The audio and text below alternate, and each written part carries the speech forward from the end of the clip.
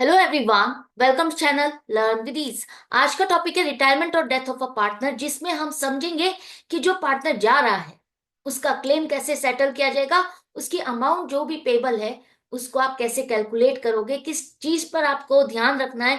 वो सभी चीजें अगर आपको अच्छे से समझना है तो मेरे साथ एंड तक बने रहना।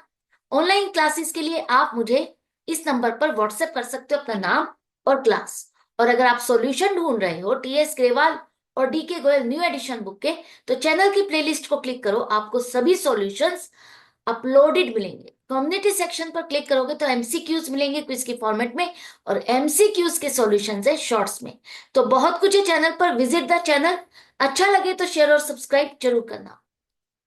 अब रिटायर हो रहा है या जो पार्टनर जिसकी डेथ हो गई है उसका आपको क्लेम सेटल करना है, उसको कितनी पेमेंट की जाए वो अमाउंट पेबल आपको कैलकुलेट करनी है।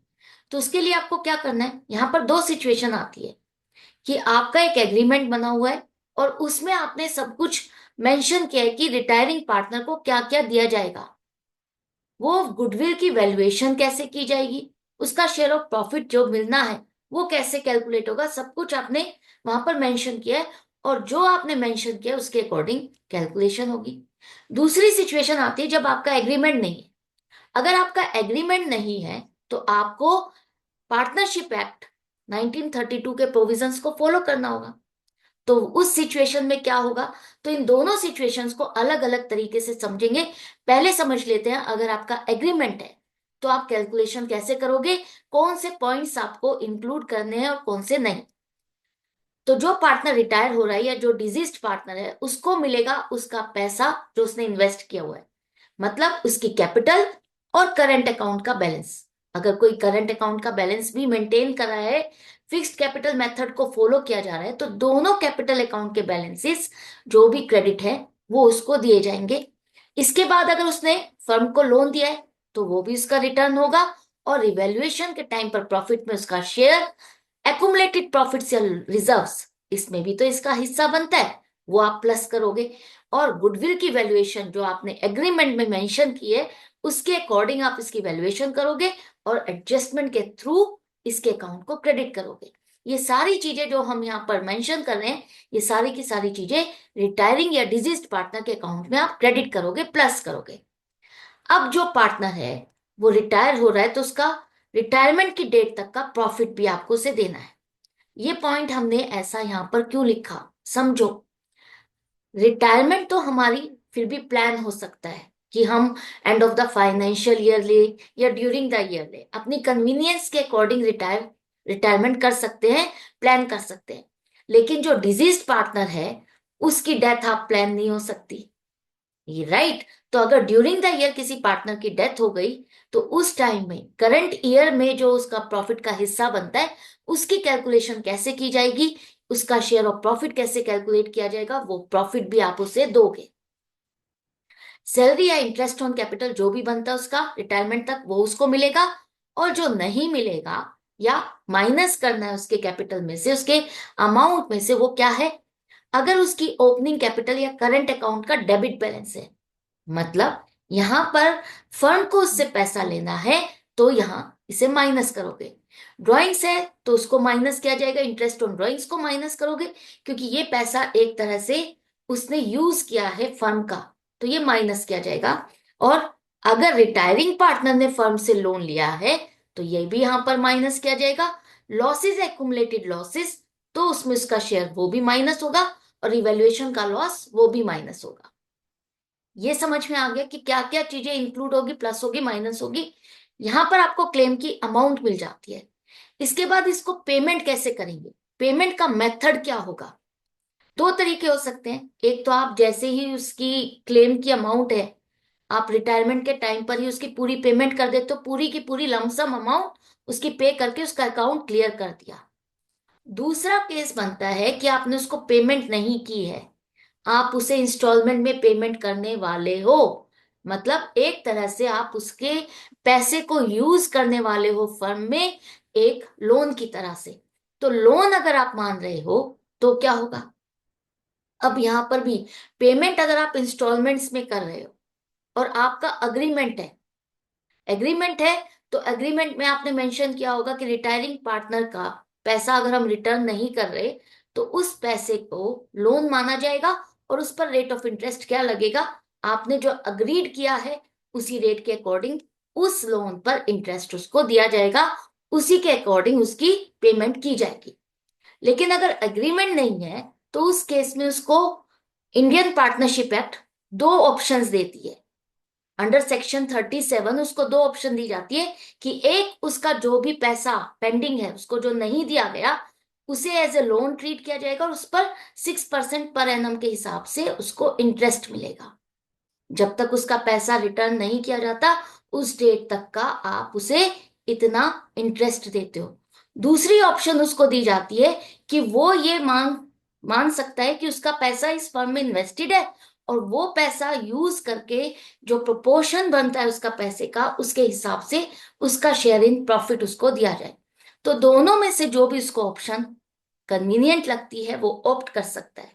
तो जब पार्टनरशिप एग्रीमेंट है तो इंटरेस्ट का रेट आपके एग्रीमेंट के अकॉर्डिंग लगेगा, अगर नहीं है तो 6% के हिसाब से आप उसको इंटरेस्ट दोगे, या वो ऑप्ट कर सकता है शेयर इन प्रॉफिट।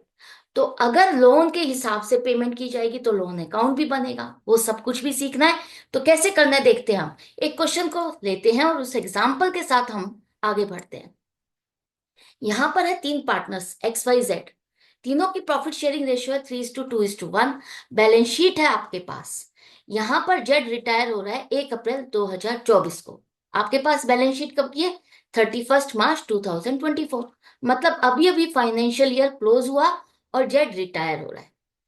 उसकी रिटायरमेंट पर गुडविल की वैल्यूएशन की गई, एसेट्स और लाइबिलिटीज को रिवैल्यूएट किया गया, और इसके बाद कहा है कि जेड को जो है, जो भी उसका क्लेम बन रहा है उसमें से 5067 तो उसको इमिडिएटली पे किए जाएंगे, और बाकी का 50% बैलेंस 1 साल में पे किया जाएगा, और एक बैलेंस जो 50% और बच गया उसको 3 मंथ्स का ड्राफ्ट दिया जाएगा। ये सब क्या है? रिवैल्यूएशन अकाउंट आपको बनाना है, कैपिटल अकाउंट और balance sheet of the new firm. आपसे इस तरह से क्वेश्चन पूछा जाएगा। तो अब देखो किस तरह से आपको क्लेम सेटल करना है। तो सबसे पहले जो भी क्वेश्चन होता है मैं हमेशा आपको यही सजेस्ट करती हूँ, आपको हर सिचुएशन में change in PSR, admission of a partner, retirement या डेथ ऑफ अ पार्टनर, सभी केसेस में गुडविल की एडजस्टमेंट करनी ही करनी है। गुडविल की रिलेटेड एडजस्टमेंट एंट्री आपको पास करनी ही करनी है। तो वो क्या होगी? सबसे पहले देखो, इनकी ओल्ड रेशो थी 3:2:1, राइट। जेड रिटायर हो रहा है, जेड के जाने पर एक्स और वाई फ्यूचर में किस तरह से बांटने वाले हैं? प्रॉफिट नहीं दिया, तो इसका मतलब जो इनका ओल्ड रेशियो में कॉम्बिनेशन है वही रहने वाला है। तो न्यू रेशियो 3:2 है। तो जब ओल्ड रेशियो और न्यू रेशियो दोनों में सेम कॉम्बिनेशन है तो आपकी गेनिंग रेशियो क्या हो जाएगी? 3:2। अब गुडविल पूरी फर्म की है 34,800, जिसमें जेड का शेयर इन गुडविल बनेगा 34,800 का 1/6, क्योंकि जेड का शेयर ऑफ प्रॉफिट क्या है? 1/6। तो 1/6 ही उसका शेयर इन गुडविल 5,800। जेड क्या है? जेड है सेक्रीफाइसिंग पार्टनर, जिसको ये पैसा दिया जाएगा। कौन देगा? गेनिंग पार्टनर्स देंगे, जिनको इसका शेयर ऑफ प्रॉफिट या गुडविल मिलने वाला है। तो वो कैलकुलेशन कैसे होगी? अब ये जो 5,800 है इसको ही इस हिसाब से बांटा जाएगा कि कौन कितना देगा, क्योंकि ये जो अमाउंट है ये तो जेड को मिलनी है, लेकिन कौन कितना देगा वो ये रेशो बताएगी। तो इसके अकॉर्डिंग आपको एक तरह से इसे बांटना है। एक तरह से ये वो खर्चा है या नुकसान है या जो भी समझ लो, जो कि अब ये रिमेनिंग पार्टनर्स इस रेशो में बांटने वाले हैं। तो अगर बांटेंगे तो क्या होगा? 5,800 मल्टीप्लाइड बाई 3/5, 3,480। ये एक्स पे करेगा, और वाई कितनी पे करेगा? 5,800 मल्टीप्लाइड बाई 2/5, 2,320। आपकी एंट्री क्या बन जाएगी?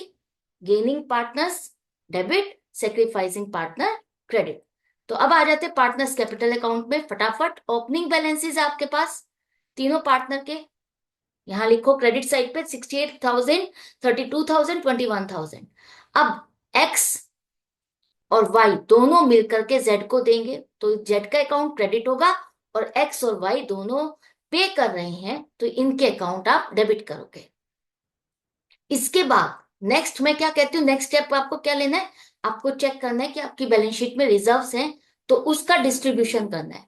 तो सबसे पहले आपका workman compensation reserve 12,000। Workman compensation reserve से रिलेटेड अगर कोई क्लेम है तो पहले उसको सेटल करोगे। यहां पर क्लेम आ रहा है liability for workman compensation 750 rupees है।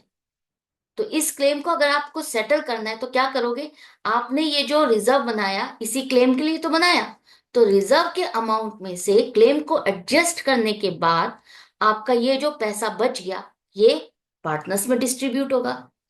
ओल्ड पार्टनर्स मतलब इंक्लूडिंग रिटायरिंग पार्टनर, आप इस पैसे को डिस्ट्रीब्यूट करोगे ओल्ड रेशियो में। तो तीनों के हिस्से जो पैसा आया वो इनके अकाउंट में आप क्रेडिट कर दोगे। तो तीनों के अकाउंट को आपने क्रेडिट कर दिया। और जो ये 750 रुपीज है ये आपकी नई फर्म की बैलेंस शीट। अब बारी आती है इन्वेस्टमेंट फ्लक्चुएशन रिजर्व की। ये है आपका 6,000 का। इन्वेस्टमेंट फ्लक्चुएशन रिजर्व क्यों बनाया जाता है, अगर आपकी इन्वेस्टमेंट की वैल्यू डाउन जाएगी तो उस नुकसान को एडजस्ट करने के लिए आपने ये रिजर्व बनाया है। चेक करो क्या इन्वेस्टमेंट की वैल्यू आपकी डाउन गई है। यहां पर आपने 15,000 से इसको दिखाया है जिसकी मार्केट वैल्यू है 17,600। ये तो बल्कि वैल्यू राइज हुई है, आपको फायदा हुआ है, इन्वेस्टमेंट में नुकसान नहीं हो रहा। तो जब नुकसान नहीं हुआ तो हम इसे एडजस्ट नहीं करेंगे। आपको याद रखना है सिर्फ और सिर्फ इन्वेस्टमेंट की फॉल इन प्राइस, नुकसान को ही आप रिजर्व के साथ एडजस्ट करते हो, राइज इन प्राइस को एडजस्ट नहीं करते। तो 6,000 का रिजर्व आपका एज इट इज बचा है जिसे हम पार्टनर्स में डिस्ट्रीब्यूट करेंगे इनकी प्रॉफिट शेयरिंग रेशियो के हिसाब से और इनके अकाउंट को क्रेडिट करेंगे। इसे क्रेडिट करने के बाद यहां पर ये दोनों चीजें तो खत्म हो गई। इसके बाद बारी आती है आपकी रिवैल्यूएशन में। यहां पर देखो रिवैल्यूएशन में इससे रिलेटेड एक पॉइंट दिया है कि जेड ने इन्वेस्टमेंट को मार्केट वैल्यू में खरीद लिया। तो पहले तो देखो मार्केट वैल्यू में अगर इसने खरीद लिया तो इन्वेस्टमेंट की वैल्यू पहले आप रिवैल्यूएशन में दिखाओगे कि आपकी एसेट की वैल्यू इंक्रीज हो गई।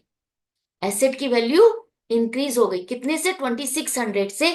तो रिवैल्यूएशन अकाउंट में क्रेडिट साइड पे लिखो 2600 कि हमारी इन्वेस्टमेंट हमारी एसेट की वैल्यू इंक्रीज हो गई, जिसे जेड जो रिटायरिंग पार्टनर है एक तरह से उसने खरीद लिया।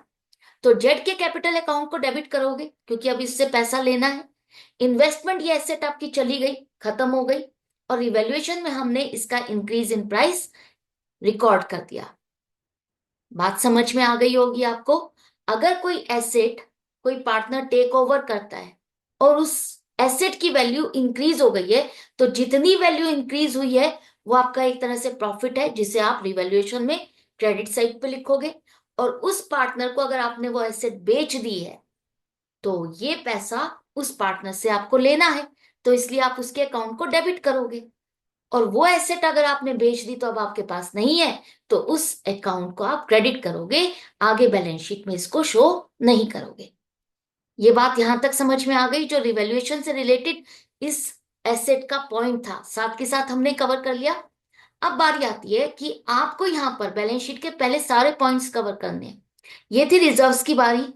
अब बात आती है गुडविल। गुडविल जो आपकी अपियरिंग इन बुक्स है उसको आप राइट ऑफ करते हो, कौन सी रेशो में, ओल्ड रेशो में। और इस बार ये खर्चा है, नुकसान है, तो क्या करोगे, पार्टनर्स में डिस्ट्रीब्यूट करोगे और इनके अकाउंट में डेबिट करोगे।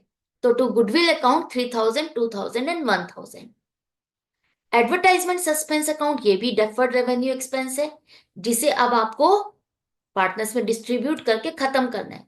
ओल्ड रेशियो में डिस्ट्रीब्यूट किया, पार्टनर्स के अकाउंट में डेबिट किया और ये भी खत्म हो गया। तो आपने क्या किया, अब सारे रिजर्व्स और एक्यूमुलेटेड लॉसेस सबकी ट्रीटमेंट करने के बाद बारी आ जाती है रिवैल्यूएशन की। तो रिवैल्यूएशन में आपको दिया है कि पेटेंट्स रिड्यूस्ड बाय 20%, मतलब इसकी वैल्यू 20% से 20% से डिक्रीज हो गई, घट गई। तो एसेट की वैल्यू डिक्रीज होना नुकसान, नुकसान कितना हुआ है 2,000 का जिसे आप डेबिट साइड पे लिखोगे। अब आपकी पेटेंट कितने की रह गई, 8,000 की, जिसे हम बैलेंस शीट में दिखाएंगे 8,000 रुपीज। इसके बाद मशीनरी 290%, इसका क्या मतलब है, ये पूरी लाइन को ध्यान से रीड करना है आपको। Reduced date of machinery 290%, machinery की वैल्यू रिड्यूस टू लिखा है, 290%, मतलब अब इसकी वैल्यू 90% रह गई है। तो 50,000 का 90% मतलब 45,000, और वैल्यू अगर 45,000 रह गई है, इसका मतलब 5,000 से नुकसान हो रहा है। नुकसान है तो हम डेबिट साइड पे लिखेंगे और मशीनरी की वैल्यू को बैलेंस शीट में 45,000 दिखाएंगे। इसके बाद है प्रोविजन फॉर डाउटफुल डेट्स। अब आपको बनाना है 6% ऑन डेटर्स। तो 6% ऑन डेटर्स कितना बनेगा, ध्यान से समझना। आपके प्रोविजन ऑलरेडी 2,000 का है, बेड डेट्स आपके कुछ हुए नहीं, तो ये प्रोविजन एज इट इज बचा हुआ है। और आपको जो नया प्रोविजन बनाना है वो कितना, 6%। तो जो 6% का प्रोविजन बनेगा वो 40,000 का बनेगा, 38,000 का नहीं। तो 6% 40,000 का बनेगा आपका 2,400, और 2,400 में से पहले वाले प्रोविजन को माइनस करोगे, तो एक्स्ट्रा जो अब आपको अमाउंट चाहिए, जो खर्चा डालना है, वो 400 का यहां पर डालोगे टू प्रोविजन फॉर डेट्स 400। इसे बैलेंस शीट में अब आप क्या दिखाओगे, बैलेंस शीट में आपके डेटर्स लेस प्रोविजन 2,400 का आएगा, 37,600 आउटर कॉलम में। नेक्स्ट है आपका जेड ने इन्वेस्टमेंट को खरीद लिया, वो हम कवर कर चुके। वर्कमैन कंपनसेशन ये भी हम सेटल कर चुके। लेकिन लाइबिलिटी जो 4,000 की क्रेडिटर्स में है इंक्लूडेड, इसकी अब आपको पेमेंट नहीं करनी, तो लाइबिलिटी का डिक्रीज होना फायदा है। तो फायदा है तो हम रिवैल्यूएशन में क्रेडिट साइड पे लिखेंगे। अब क्रेडिटर्स आपके रिड्यूस हो गए, 17,000 रह गए। रिवैल्यूएशन के सारे पॉइंट्स को करने के बाद अब क्या बारी आती है कि आपको चेक करना है कि लॉस है या प्रॉफिट है। क्रेडिट साइड का टोटल ज्यादा होता तो प्रॉफिट है, और डेबिट साइड का टोटल ज्यादा है तो लॉस है। लॉस है हमारा 800 का, जिसे हमने तीनों पार्टनर्स में बांटा, और तीनों के अकाउंट को क्या करेंगे, डेबिट करेंगे। Partners capital account debit to revaluation account 800। इस लॉस को भी पार्टनर्स के अकाउंट में डेबिट कर दो। अब आपने सारी एडजस्टमेंट्स कर दी, तो अब ये वो बैलेंस आ जाएगा सभी पार्टनर्स का जो अब इनको पे करना है। लेकिन एक्स और वाई तो कंटिन्यूइंग पार्टनर है, ये तो बिजनेस को आगे चलाने वाले हैं, तो इनका तो आप क्लोजिंग बैलेंस निकालोगे। लेकिन जेड जो जा रहा है उसको आप पेमेंट करोगे, उसका अकाउंट सेटल करना है। तो किस तरह से लिखा है कि हम उसको 5,067 रुपीज तो पेमेंट कर रहे हैं एज अ कैश, और जो बाकी का बैलेंस है उसकी कैसे कर रहे हैं, 10,067 रुपीज बनते हैं इसका बैलेंस जो हमें पे करना है। उसमें से 5,067 रुपीज हमने इसको पे कर दिए। बाकी का बैलेंस जो 5,000 रुपीज बचा, उसका कहा है कि 50% उसके लिए, उसका जो आधा अमाउंट है उसके लिए तो हम उसको बीपी इशू कर रहे हैं, ड्राफ्ट इशू कर रहे हैं कि हम उसको 3 महीने बाद पेमेंट करेंगे। वो क्या कहलाएगा, बीपी, बिल्स पेबल 2,500 का, और बाकी के 2,500 को हम उसका एज ए लोन ट्रीट करेंगे। तो आपको उसी तरह से लिखना है, Jades capital account debit to bills payable account to Jades loan account, और दोनों पार्टनर का क्लोजिंग बैलेंस आ जाएगा। तो ये आपके तीनों पार्टनर से कैपिटल अकाउंट बन गए। अब अगर आपको बैलेंस शीट बनानी है आफ्टर द रिटायरमेंट, तो क्या होगा, पेटेंट आपका आ गया, मशीनरी डेटर्स हो गए हैं। अब आपको चेक करना है बाकी क्या रह गया। यहां पर आपका स्टॉक रहता है 30,000, इन्वेस्टमेंट आपने सेल कर दी, पेटेंट्स आप लिख चुके हो, मशीनरी आप लिख चुके हो, गुडविल और एडवर्टाइजमेंट सस्पेंस डिस्ट्रीब्यूट करके खत्म कर दिया। इधर आपके क्रेडिटर्स आपने लिख लिए हैं, ये रिजर्व सब आपके यहाँ पर नहीं आएंगे, लेकिन क्लेम, क्लेम आपका आएगा यहाँ पर 750 रुपीज का। इसके बाद तीनों पार्टनर्स के, सॉरी, दोनों पार्टनर्स के कैपिटल अकाउंट, और जो आपने बिल्स पेबल एक्सेप्ट किया 2,500 का, जेड का लोन अकाउंट अब यहां पर चलेगा। जेड अब फर्म का पार्टनर नहीं है, आउटसाइड पार्टी है, जिसका आप ये लोन अकाउंट मेंटेन कर रहे हो। कैश का बैलेंस आपको लिखना है। कैश का बैलेंस था आपका 5,750, जिसमें से आपने इतनी पेमेंट कर दी, तो बाकी का बैलेंस यहां पर शो करोगे, और एंड में आ जाएगा टोटल बैलेंस शीट मैच। तो ये देखा आपने किस तरह से हमने क्लेम सेटल किया। बिल्कुल सिंपल है, जैसे आप पहले वाले क्वेश्चंस में करते आए हो वही सेम चीज करनी है।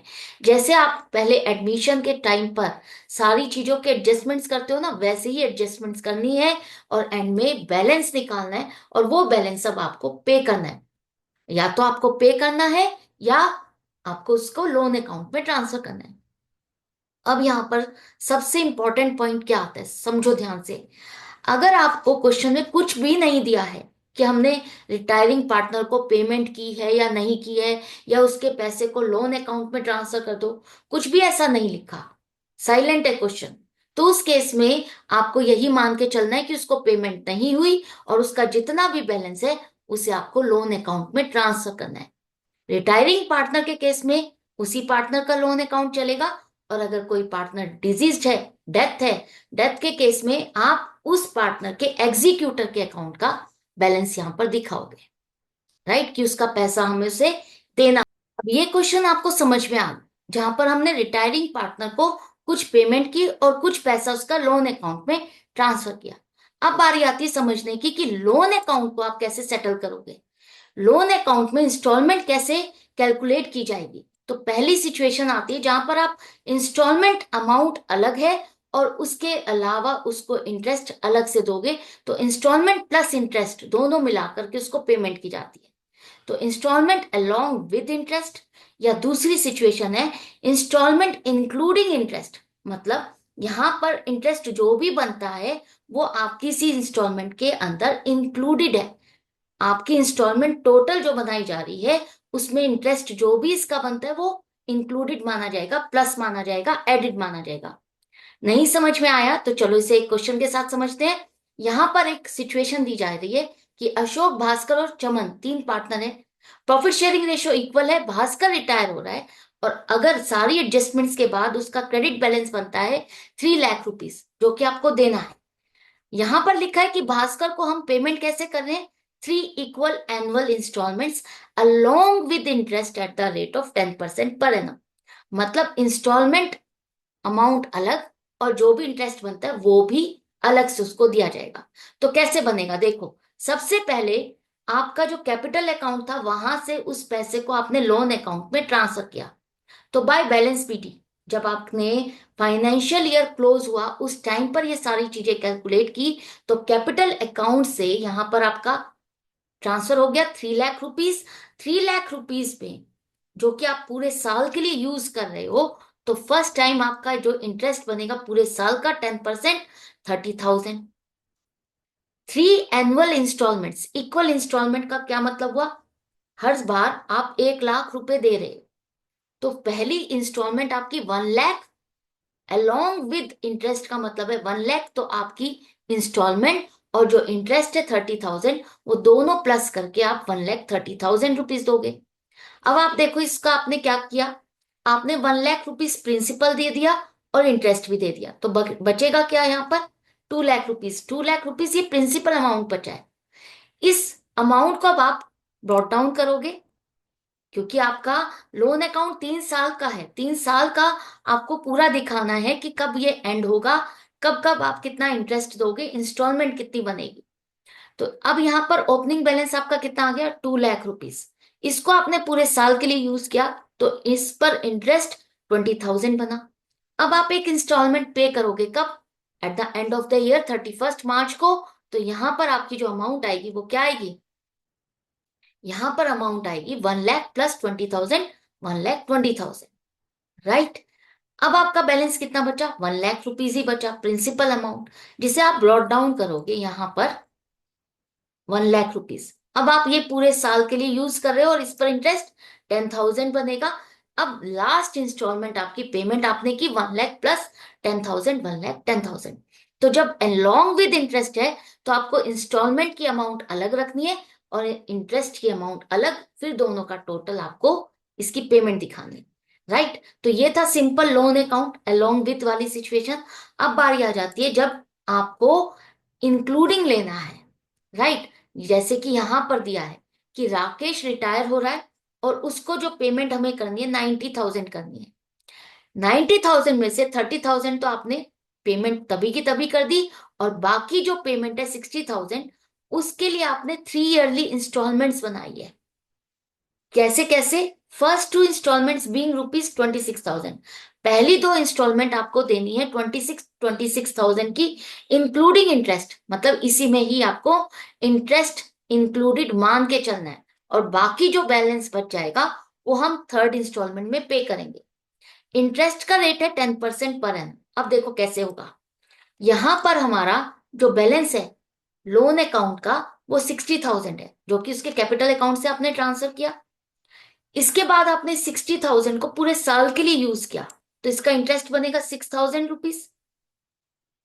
अब आपको जो पहली इंस्टॉलमेंट देनी है वो एनुअली देनी है, और वो भी 26,000 की।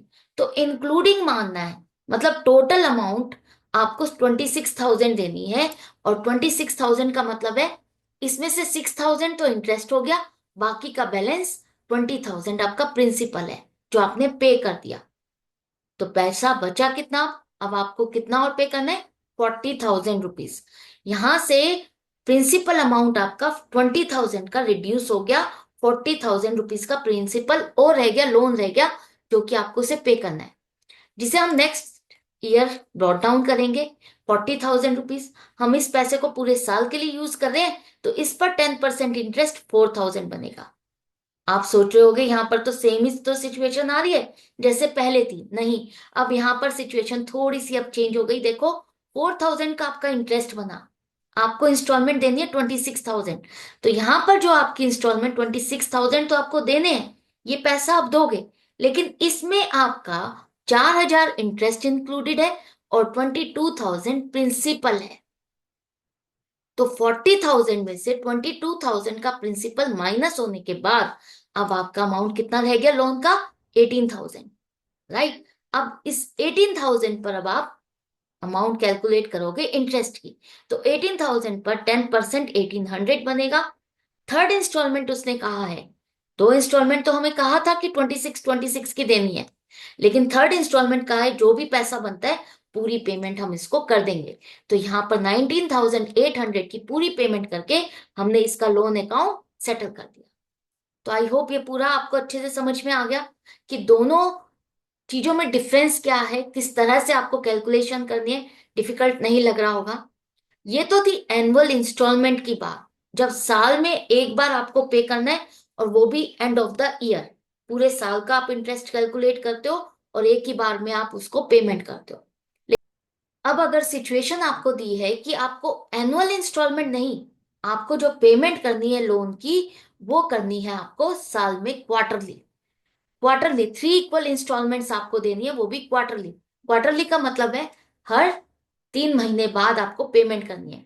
और जो पेमेंट आपको स्टार्ट करनी है वो 30 जून से स्टार्ट करनी है। तो सबसे पहले यहां पर देखो, जो एस है, एस रिटायरिंग पार्टनर है, इसका जो भी पेमेंट बनती है उसमें से 21,680 रुपीज आपने कैश में पेमेंट किया और बाकी का बैलेंस लोन अकाउंट में ट्रांसफर किया। तो कैसे होगा देखो, सबसे पहले देख लेते हैं कि एस का बैलेंस बनता कितना है, उसके कैपिटल अकाउंट में क्या क्या एडजस्टमेंट्स हुई। एस के अकाउंट में एडजस्टमेंट्स करने के बाद जो भी बैलेंस उसका बन रहा है उसमें से 21,680 रुपीज आपने पे कर दिया, और 30,000 रुपीज उसके लोन अकाउंट में ट्रांसफर किया। तो 30,000 रुपीज अगर लोन अकाउंट में आपने ट्रांसफर किया, तो लोन अकाउंट में यहां पर आ जाओ 30,000 रुपीज। अब ये एनुअल पेमेंट नहीं है, तो आपको ध्यान देना है कि आपकी पेमेंट कब से स्टार्ट होगी? 30 जून से। तो जो पहली पेमेंट आपकी होगी वो 30 जून को होगी, और 30 जून को जब आप पेमेंट करोगे तो उसका इंटरेस्ट के साथ पेमेंट करनी है। तो यहां पर 12% इंटरेस्ट 30,000 का 3 मंथ्स का बनेगा 900 रुपीज।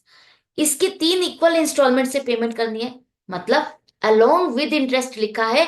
तो 10,000 प्लस 900, 10,900। बैलेंस कितना बचा? अभी बैलेंस नहीं निकालना आपको। यही चेक कर रही थी कि आपको यहां पर बैलेंस नहीं निकालना, क्योंकि साल अभी एंड नहीं हुआ और आपको क्वार्टरली पेमेंट करनी है।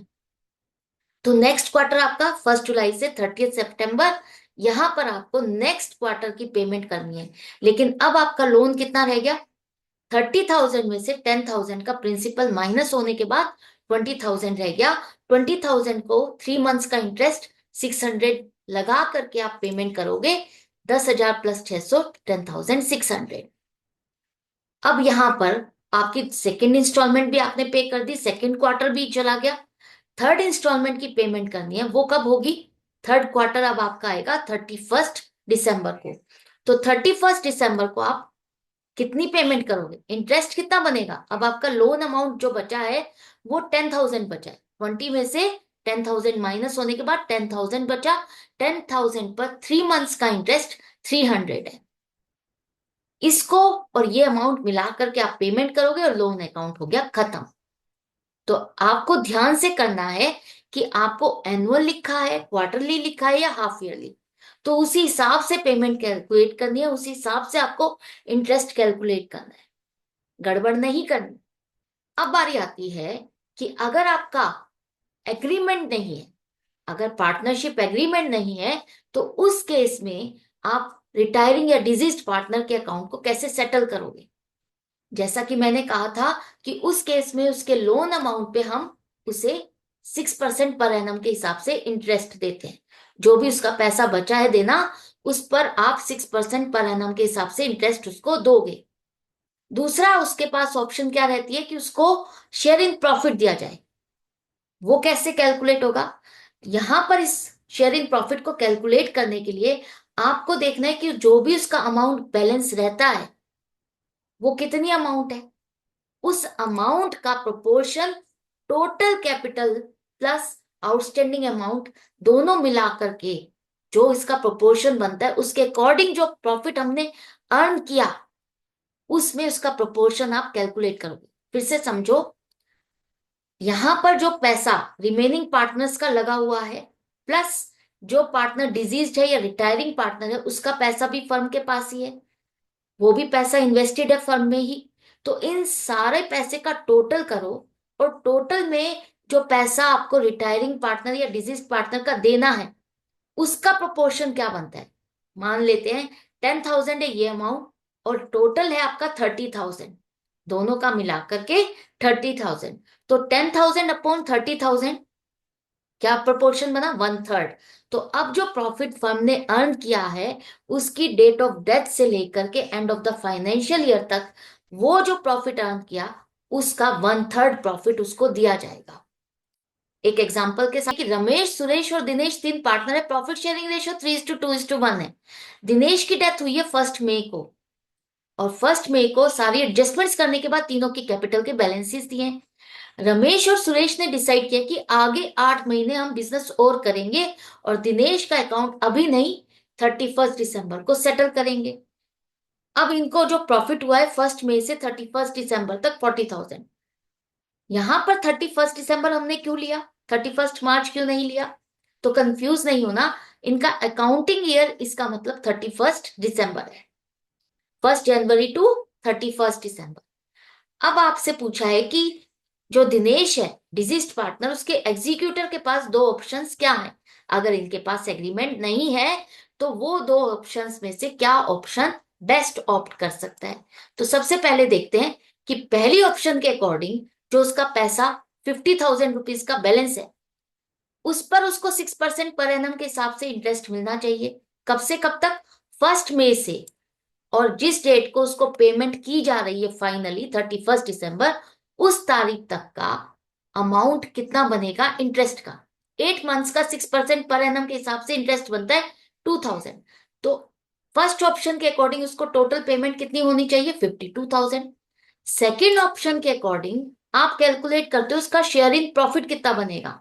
जो 40,000 रुपीज का प्रॉफिट अर्न किया उसकी डेथ के बाद उसके पैसे को यूज करके उसका प्रोपोर्शनेट प्रॉफिट कितना बनेगा, उसको कैलकुलेट करने के लिए सिंपली आपको करना क्या है, जो डिजीज्ड पार्टनर का पैसा है 50,000 उसको डिवाइड करोगे रिमेनिंग पार्टनर्स का पैसा 1,20,000 प्लस 80,000 प्लस डिजीज्ड पार्टनर का पैसा, टोटल पैसा जो पार्टनर्स का पैसा है कैपिटल प्लस एक तरह से ये पैसा जो इसने बोरो किया हुआ है। जो अब रमेश और सुरेश ने एक तरह से इसका पैसा बोरो किया हुआ है वो पैसा भी तो फर्म में इन्वेस्टेड है। तो टोटल पैसा जितना भी इन्वेस्टेड है उसे डिवाइड करो, उसमें इसका फ्रैक्शन क्या बनता है, उसमें इसका प्रोपोर्शन क्या बनता है, उसका प्रोपोर्शन प्रॉफिट इसको दिया जाएगा। तो यहां पर आपका प्रॉफिट की अमाउंट क्या बनेगी, 50,000 डिवाइड बाई 2,50,000 मल्टीप्लाइड बाई 40,000, 8,000। तो सेकेंड ऑप्शन के अकॉर्डिंग उसका पैसा बनता है 58,000 रुपीज, कि उसको 58,000 रुपीज रिटर्न किए जाए। तो बेस्ट ऑप्शन इसके लिए क्या है, सेकंड ऑप्शन है कि उसको ऑप्ट कौन सी ऑप्शन करनी चाहिए, सेकंड ऑप्शन, जहां पर उसको 52,000 नहीं 58,000 रुपीज मिलेंगे। तो आई होप आपको अच्छे से समझ में आ गया कि सेक्शन 37 को यूज करके आप किस तरह से डिजीज्ड पार्टनर या रिटायरिंग पार्टनर की अमाउंट को कैलकुलेट करोगे, उसके पास कौन सी वो दो ऑप्शन है जिसके अकॉर्डिंग आपको कैलकुलेशन करनी है। तो क्वेश्चन किसी तरह से भी पूछा जा सकता है, आपको कंफ्यूज नहीं होना। मेरी जो कोशिश थी आपके सारे डाउट्स क्लियर करने की, एक एक स्टेप वाइज, वो मैंने क्लियर कर दिया। अब जो नेक्स्ट वीडियो है उसमें हम क्या लेकर आएंगे, अगर during the year partner retire हो रहा है या किसी पार्टनर की ड्यूरिंग द ईयर डेथ हो गई, तो उसके क्लेम को आप कैसे सेटल करोगे, कैलकुलेशन करोगे। तो मेरे साथ नेक्स्ट वीडियो में भी बने रहना ताकि पूरा कॉन्सेप्ट आपको अच्छे से समझ में आ जाए। मिलते हैं नेक्स्ट वीडियो में नेक्स्ट कॉन्सेप्ट के साथ। Goodbye and take care.